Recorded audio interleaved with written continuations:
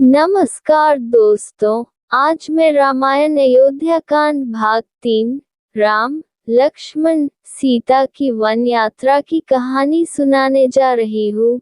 यदि आपको ये कहानी अच्छा लगे तो हमारे चैनल टीसी स्टोरी हिंदी को सब्सक्राइब करें, लाइक करें, शेयर करें। तो चलिए सीधे चलते हैं कहानी। रामचंद्र जी का रथ दक्षिण की ओर चला और सवेरा होते होते काफी दूर निकल गया। हरे भरे और फले फूले वनों को देखते देखते राम लक्ष्मण सीता गोमती नदी के किनारे पहुंचे। उसे पार कर वे आगे बढ़े और सई नदी तक जा पहुंचे। सई को पार कर वे थोड़ी देर के लिए रुक गए।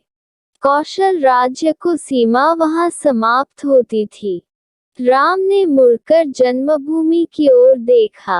आंखों में आंसू भर वे सुमन से बोले, तात, न जाने वह दिन कब आएगा जब मैं अपन माता पिता से फिर मिलूंगा और सरयू के पवित्र तट पर घूमूंगा।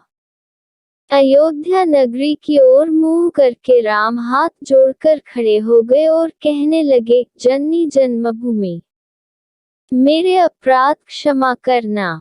14 वर्ष के बाद ही अब तुम्हारे दर्शन कर सकूंगा। तभी सीमा प्रांत के बहुत से नर नारी वहां इकट्ठे हो गए।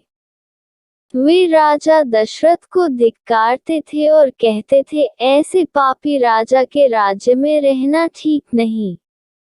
चलो राम के साथ चलें। लोगों की ऐसी प्रीति देखकर राम की आंखें डब आईं। सबको उन्होंने समझाया बुझाया और वे फिर आगे बढ़े। शाम होते होते उनका रथ गंगा के किनारे श्रृंगवरपुर गांव में जा पहुंचा। इंगुदी वृक्ष के नीचे राम ठहर गए। श्रृंगवरपुर में निषादों का राजा ग्रह रहता था। राम के आने की खबर पाकर वह स्वागत के लिए आया। उसके साथ अनेक बंधु बांधव और सेवक भी थे। गु को आते देख राम उठे और उससे गले मिले। गु ने कहा, मेरा सौभाग्य है कि आप यहाँ आए। श्रृंगवरपुर को भी अपना ही घर समझे और सुखपूर्ण रहे। श्री राम ने जब अपने वनवास की बात बताई तो उसको बहुत दुख हुआ। उसने अपना राज्य राम के चरणों में अर्पित कर प्रार्थना की कि श्रृंगवरपुर पर ही राज्य करें। श्री राम ने निषादराज के प्रति कृतज्ञता प्रकट की। वे अपने व्रत पर दृढ़ रहे। उस दिन भी उन्होंने केवल जल पिया और वे तृणशय्या पर ही सोए। लक्ष्मण पहरे पर बैठ गए। ग्रह और सुमंत भी लक्ष्मण के पास ही बैठ गए। उनमें रात भर अयोध्या और श्री राम के विषय में बातें होती रहीं। अगले दिन श्री राम ने सुमंत से कहा, मंत्रव, अब आप अयोध्या लौट जाए। पिताजी और माताओं के चरणों में हमारा प्रणाम कहिए और उन्हें बता दीजिए कि 14 वर्ष बाद हम अवश्य लौट आएंगे। भरत से कह दीजिए कि सब माताओं से एक सा व्यवहार करें और राजा को प्रसन्न रखें। इस प्रकार सुमंत को राम ने समझा बुझाकर विदा किया।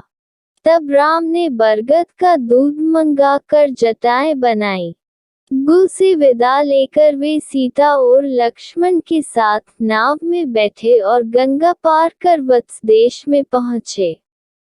आगे भागे लक्ष्मण, बीच में सीता और सबके पीछे राम। इस क्रम में वह दुर्गम मार्गों पर चलते हुए आगे बढ़े। शाम को फिर एक पेड़ के नीचे ठहर गए। सब लोगों ने कंद मूल फल खाए। तब राम ने लक्ष्मण से कहा, राज्य की मुझे कोई चिंता नहीं है। मुझे माता की चिंता है। उनको मुझसे देख ही मिला। मैं कोई और सेवा न कर सका। लक्ष्मण, तुम सबेरा होते ही अयोध्या लौट जाओ और माता कौशल्या और माता सुमित्रा की देखभाल करो। लक्ष्मण ने बड़ी देर तक राम को समझा बुझाकर ढाढ़स बंधाया। सीता राम के सो जाने पर लक्ष्मण पहरे पर बैठ गए। अगले दिन वे फिर चले और गंगा यमुना के संगम पर महर्षि भरद्वाज के आश्रम में पहुंचे। भरद्वाज ने उनको आदरपूर्वक ठहराया। अगले दिन भरद्वाज से विदा लेकर राम, लक्ष्मण और सीता आगे बढ़े। यमुना नदी पार कर 2 दिन की यात्रा के बाद वे चित्रकूट जा पहुंचे। चित्रकूट के हरे भरे पर्वत राम को बड़े अच्छे लगे। उन्होंने लक्ष्मण से कहा, अब हम यहीं कुछ दिन तक निवास करें। लक्ष्मण ने मंदाकिनी नदी के किनारे एक सुंदर पर्णकुटी बना दी। राम, लक्ष्मण और सीता वहां रहने लगे। अगला भाग की कहानी सुनने के लिए हमारे चैनल टीसी स्टोरी हिंदी को सब्सक्राइब करें। धन्यवाद।